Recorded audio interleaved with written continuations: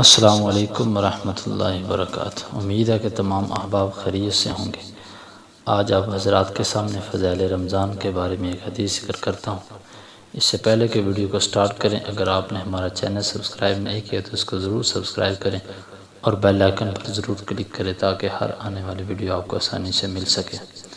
فضائل رمضان کے بارے میں حضرت سلمان رضی اللہ تعالیٰ عنہ کہتے ہیں کہ نبی کریم صلی اللہ علیہ وسلم نے شعبان کی آخری تاریخ میں ہم لوگوں کو واعظ فرمایا کہ تمہارے اوپر ایک مہینہ آ رہا ہے جو بہت بڑا مہینہ ہے، بہت مبارک مہینہ ہے۔ اس میں ایک رات ہے یعنی شب قدر جو 1000 مہینوں سے بڑھ کر ہے۔ اللہ تعالیٰ نے اس کے روزے کو فرض فرمایا اور اس کے رات کے قیام یعنی تراویح کو ثواب کی چیز بتایا ہے۔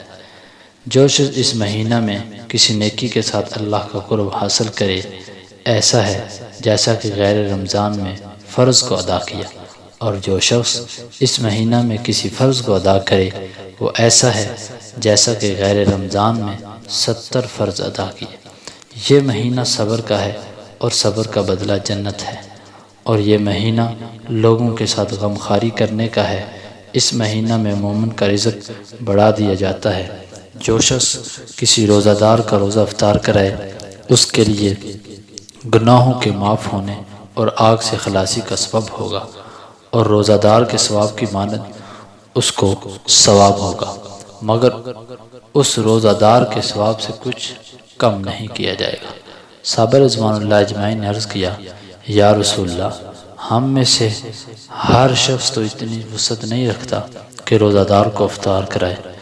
تو نبی کریم صلی اللہ علیہ وسلم نے ارشاد فرمایا، فقال رسول اللہ صلی اللہ علیہ وسلم، یعطی اللہ ھذا الثواب من فطر صائما علی تمرۃ او شربۃ ماء او مضغۃ لبن نبی کریم صلی اللہ علیہ وسلم نے فرمایا کہ پیٹ بھر کر کھلانے پر موقوف نہیں، یہ ثواب تو اللہ جل شانہ ایک کھجور سے کوئی افطار کرا دے، یا ایک گھونٹ پانی پلا دے، یا ایک گھونٹ لسی پلا دے، اس پر بھی مرحمت فرما دیتے ہیں۔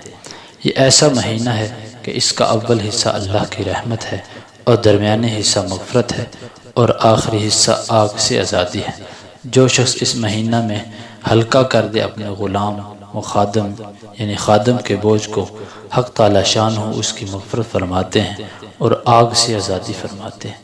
اور 4 چیزیں اس میں کثرت رکھا کرو، یعنی 4 چیزوں کی اس میں کثرت رکھا کرو، جن میں سے 2 چیزیں اللہ کی رضا کے واسطے، اور 2 چیزیں ایسی ہیں کہ جن سے تمہیں چارہ کار نہیں۔ پہلی 2 چیزیں جن سے تم اپنے رب کو راضی کرو وہ کلمہ طیبہ اور استغفار کی کثرت ہے، اور دوسری 2 چیزیں یہ ہیں کہ جنت کی طلب کرو اور آگ سے پناہ مانگو۔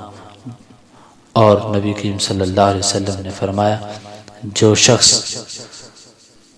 کسی روزہ دار کو پانی پلائے، حق تعالی شان ہو قیامت کے دن میرے حوض سے اس کو ایسا پانی پلائیں گے جس کے بعد جنت میں داخل ہونے تک پیاس نہیں لگے گی۔ اگر آپ کو ہماری یہ ویڈیو اچھی لگی ہے تو اس کو اپنے ساتھیوں کے ساتھ ضرور شیئر کریں۔ السلام۔